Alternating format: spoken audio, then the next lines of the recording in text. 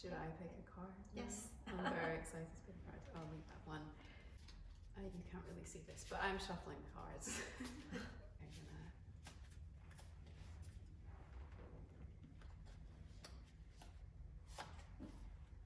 Power place, earth connection / empowerment. You are seeking a way to become a catalyzer of certain life events if you have chosen the Power Place card. Being the catalyzer in any situation means you are commanding your talents to affect some kind of result. This ability is learned through earth connection. Your body can conduct the energy you need to create the desired outcome if you allow the Earth Mother to feed you the extra voltage. Find a personal power place and call upon the 4 elements through prayers of gratitude. Then you can command your talents for good and the effects of empowerment of manifestation. In so doing, your needs will be met. You can make it happen by using your creativity and receiving the energy needed from the Earth Mother. Remember that you are a catalyzer and you are totally responsible for your personal empowerment. And what we also spoke about, you are catalyzers of the people that are coming to you. Yeah. Yeah, absolutely. And the fact of having a power place where to go, it can be really a generic element than like in nature, but for every person that likes going in nature, we all have their favorite place, our favorite tree, our favorite view, where we go there and we are simply aligned with that place and we are recharged, but not doing anything, just being there and creating this connection with Earth, with this exchange with Earth that is coming to us. But our power place can be also like a corner in our home that we like, where we can create a sacred space in that, where it would be nice to have just like a candle, just like an altar, they are full of power because that's the interaction with you that is giving them power. And the interaction, of course, with the spirits that are involved in the work with you. And so that is a good way to go to your power place and pick up stones, feathers, or also artistic tools that you can make. And that they become your power objects that are infused with your energy. What is always important is to infuse them with intention when you are creating an object, or you are picking up an object and you're just creating a connection, and you can purify the object with incense, with light, with sound, with water. And then just by placing your object near to your heart, you just give them an intention. What are they? Have they come to your life? You can listen to messages, you can listen to your intuition, then maybe you pick up a feather, and that feather is giving you the reminder that you need to take things in a light way, in an easy way, or like the majority of people say that there are signs for angels coming, feathers on your path that are coming, and just like reassurance that the universe is there for you, the spirits are there for you, and you are supported and helped. Darkness, doubts, is a reassurance that the universe is with us, and don't worry about that. We are taking care of it behind the scenes in a certain way. So these are beautiful elements in shamanically that highlight the fact that the power is not something magic that comes externally, but actually is a co-work between your soul and the divine, and the elements and the spirits, the universe, or nature, of course, shamanically. The element of goddess is female and is nature, working together with your intention. They are giving the power to the object, to the place, to the space. So it's not something that you need to have special gifts or skills to create. When we're talking about signs, because I know, especially over social media nowadays, it's become a kind of trendy thing to talk about signs, talk about numbers, angel numbers, signs from the universe. I think it's very interesting because I'm not sure how valid is the translation that we see on social media versus the actual, the deeper meaning. I wonder a lot of the time if social media skims the surface level of these things, and it's also, I've seen it with manifestation, people talk about it, but I don't think people realize necessarily that it's actually a very deep, there's a whole process behind it that's not just, I manifested it. Do you know what I mean? Yeah. It's become kind of light-hearted, and I understand why, because that makes it so accessible to a lot of people. But I want to kind of have a deeper understanding of be taken like with a pinch of salt, because it can be like also when, for example, I used my book of the about the readings of the meanings of a power animal. I always say to people, these are guidelines. Then if you are connected with an animal that can be a swan, regardless of the meaning that the swan can have, generally speaking, then maybe you grow up with a pond of with swans when you were a child, so the swan has different meaning for you.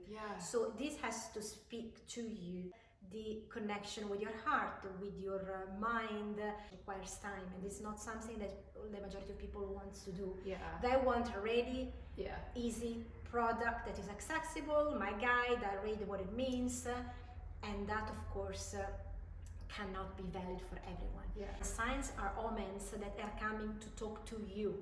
So the general things of the feathers, yes, fine, they can be messages from angels. But actually, that specific feather that has come upon your path, upon in between your feet while you're walking, so it's a message for you in that moment about the thoughts that you were having in your heart in that moment. So regardless of what the general meaning can be, and also when we are asking for a sign, like for example, the way shamans would do a divination or would read, that they would just pick up the movement of the clouds in the sky. When you ask them a question, so instead of answering to you straight away, they would just take a pause, look outside at the window, and just look at the birds, look at the clouds. How is nature behaving towards my question that I've placed? And that cannot be translated in a general book, in a general amount of rules or protocols that we can that can be good for anyone. Numbers, of course, is super popular, and that's simply the way from the universe to grab our attention, to send a message, because they know that we are paying attention. But what numbers mean in general, according to what that numbers means in your numerological chart, it's such a vast topic. Of course, there are numbers that are more used by the divine, like the so-called master numbers or mirror numbers. That would be used, the repetition of 11, 11, 22, 22, 33, 33. And that they grab our attention because we see them, and the more we see one, of course, we will just keep seeing them everywhere. And that's simply the way the universe is trying to get our attention, so that we see more signs, we see more meanings, and we are in the flow. We follow the path. We just start to see synchronicities. It's just like ringing the bell and the warning for you. Oh, can I get your attention? The topic of the meaning is absolutely vast. For example, just to mention them, they are called mirror numbers because it's the same number, and inside, in between, you have also a space. They are mirroring each other. You are the mirror. It means if your view, your lens is clear or not, that depends. So what you're mirroring back from the divine, it depends on how the surface of your mirror is, if it's clean or not. If your surface is dirty, you are mirroring something that is not like the authentic source. So what causes dirt on our vision? Our vision. Our vision. Our vision, our mind.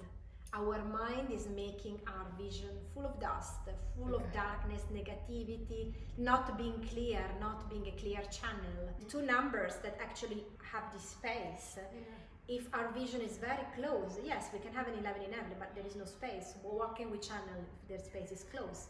If we are a little bit open, there is that gap, that emptiness. And where we can have the light coming through and channeling throughout our own body, and there we have the opportunity for these numbers, double digit, to become really a master number. Depends. Again, it's going to be subjective for everybody. And also, I think it's really important to tune into your own meaning and like your own significance. Like, why is that significant for you at this point in time in your life, on this day, at this hour? where you're walking, something that you've seen. But I think as well, a lot of people can be quite skeptical of signs, and a lot of people that I have encountered have kind of brushed it off. Why do you think the skepticism around signs exists? Well, it's just skepticism of believing something that is not measurable, that is not part of your logic, that is not part of the system. Element of using numbers, mathematics is also very scientific. Yeah. So it's not like seeing a feather and building a whole story behind that. When you see numbers, everyone uses numbers. So that is a tool that can also be observed by the more skeptic people. Because if you see a number somewhere, it's just present, it's just there. But we are aware about the fact that lots of people say just by a coincidence. Can't be a coincidence. Repeating and repeating and repeating that again. So it's, the more you are aligned with the social vision, with the system vision, the more you are skeptical to beliefs that actually there is another external force from the universe that is trying to have an effect and an influence in your life. That is not tangible, that is not measurable, that is not governable, that is not based on power and money. To be all the same, to be all aligned in what simply the system wants us to be. Yeah. Yeah. That's really interesting. It's very interesting that the two cards we've chosen are related, because the card that you chose was a sacred space, and this one being a power place. They also rhyme, you've got that nice rhyme. It's very, very interesting. Again, it's synchronicity of topics that are coming. It's again, you can say it's a coincidence. Or it's a sign.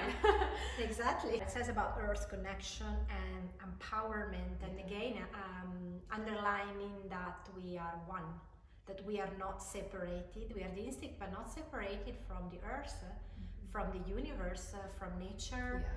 And so, considering ourselves as part of everything will allow our way of acting, like that if we are damaging a tree, we are damaging ourselves, because we are connected.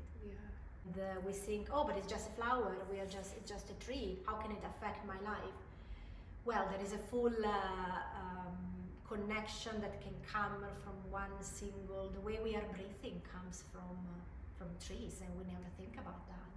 So we are not even possible without trees to exist, and vice versa, because it's if we're talking about ecosystems, everything that is connected, there is an interdependence of each element, and that's why it's a ripple effect. Whatever you are doing, just from a tiny little things that I'm saying to you right now, can have a massive effect on you, going out from here, meeting another person, reacting, acting in a different way, and it come out that at the end of the day, I have damaged by a single small bad word that came out from my heart because I was stressed, nervous, or whatever, has damaged so many people within the same day, and I'm not even realizing that. Yeah, and that's why it's so important to recognize what you should put out there and what you shouldn't, from a place of, again, intuition and just knowing yourself. And that's why we were talking about this before we filmed.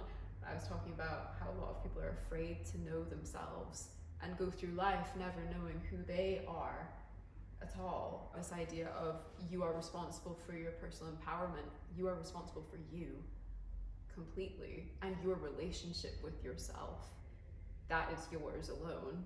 And yes, it might be influenced by factors of like upbringing, environments, systems, society. Ultimately, it comes down to you. That's the same for everybody, like their personal relationship with themselves, they're responsible for that 100%. But you're not alone either, because you're still connected to earth, to nature. There's all this beauty out there that we are a part of, which I think we forget. Our focus is no longer on the simple joy. We spend our own life to try to remember that. Yeah, and it feels like we live in a culture that tries to suppress. Of course, because that's something that would be free. Yeah, everyone thinks they're starring in their own movie, and they are the main character. Who's the director of the movie? The universe. The universe. You may be the main character, but who's the director? Thank you for watching.